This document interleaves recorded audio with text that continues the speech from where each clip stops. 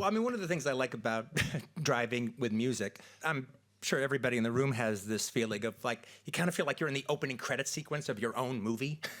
You know, when you get to like when you can actually go kind of fast and like not stop and start, and you pick like the right song, you just it feels like it's the Quentin movie, and this is the opening credits, and what's going to happen next is going to be a big adventure. And so I wouldn't say that this is like my favorite song for that, but a song that works really well because they used it that way in the movie was Blondie's "Call Me." The way they used it, Richard Gere, you know, driving through Beverly Hills to call me. He was like, that was a great opening credit sequence. I actually have a playlist that's like songs that have been in Tarantino films. I listen to that a lot. You pick a good song. You pick a great song. I'm tuned to one channel, and that's 40s Junction, 40s music. Really boring. Really? Yeah. I got a friend who... You try to swing. Yeah, right. I know of someone who listens only to classical and then watches everyone on the street, and it's like comedy for him. When I'm in traffic, I listen to classical. Ah. You're like, calm. For the LA traffic. Yeah. I listen to stand-up comedy.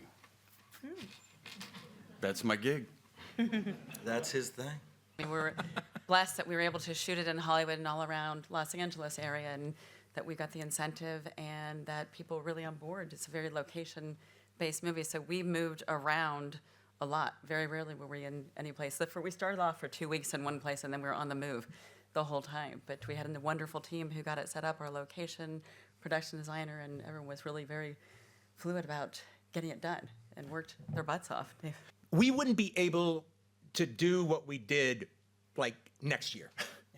It'll be a little too much changed. We wouldn't be able to do it exactly as we did like even next year.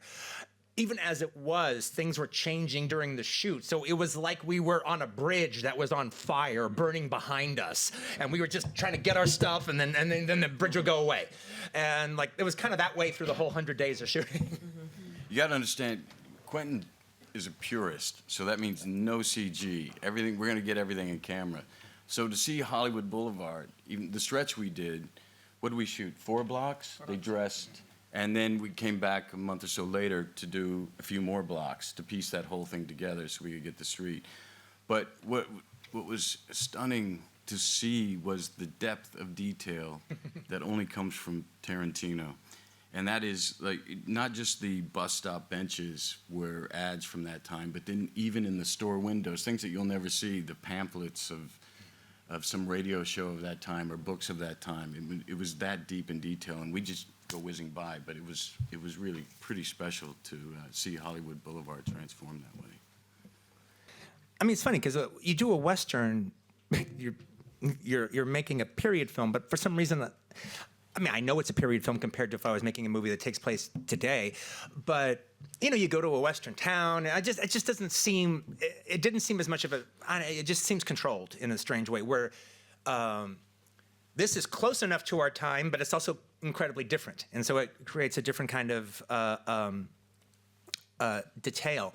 I gotta say, one of the things after doing a 40s World War II movie and 2 Westerns back to back, the fact that I could just have a character turn on the radio and just enjoy a song for 10 minutes was just, it was almost orgasmic for me. I couldn't, it was just so much fun. Oh my God, I can turn the radio on again. They can listen to records again. I can have rock and roll in my movies again. It's been a decade since I've had rock and roll in my movies.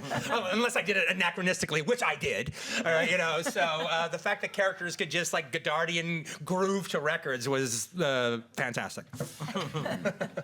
I just kind of so I kind of worked on the film in between projects, and I just kind of thought that was just kind of the way it was going to be.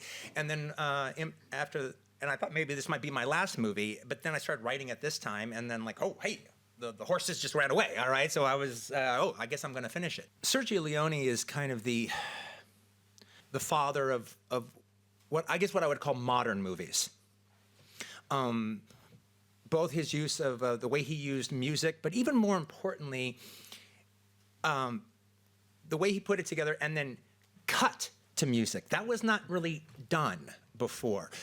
People would do soundtracks, and even when they put like, you know, Rock Around the Clock or something in a movie, they wouldn't cut it to the movies. I mean, every once in a while it would sync up in a neat way, but it's not cut to it in this way, partly because they didn't know what the music was going to be until after the film was over. Well, Leone had Morricone write the music before the movie. But also, the other thing about Leone is I like the idea that you know, him and a lot of the spaghetti western guys, they started out as film critics, very similar to the way that the French New Wave did. And no one really loved movies more than those guys. And they loved westerns, and I love the idea that they loved westerns, but they knew they were making western movies, so they wanted to do it their way, and I love that. And I also love the idea of thinking in, cinematically, thinking in terms of set pieces, the way Leone did, where it's like an 8-minute cinematic set piece that's just completely onto its own, or a 15-minute or a 12-minute. I mean, if you look at Once Upon a Time in the West, I mean, that is just a collection of set pieces, just connected to each other. Well, I love that. I love set pieces. To me, that's like, you know, that's when you know that you're sitting in a movie theater, you know, and then the film is just taking you over. And then, you know, like you're thinking Wolf of Wall Street, the Quaalude. Right. Sequence is fucking amazing, all right? And it's like 15 minutes, right at the end of a 3-hour movie, and I never want it to end. Thank you so much. We love your movies, and we love you guys being here in Berlin. Thank you so much, David, Margot, Quentin, Thank you. Leonardo, Thank you, Brad, Megan. I feel so welcome. Shannon. Vielen Dank für Ihre Fragen. all day. I love that. Have a wonderful premiere tonight. I Thank always you love guys. to hear that Thank you. answer. After Leone was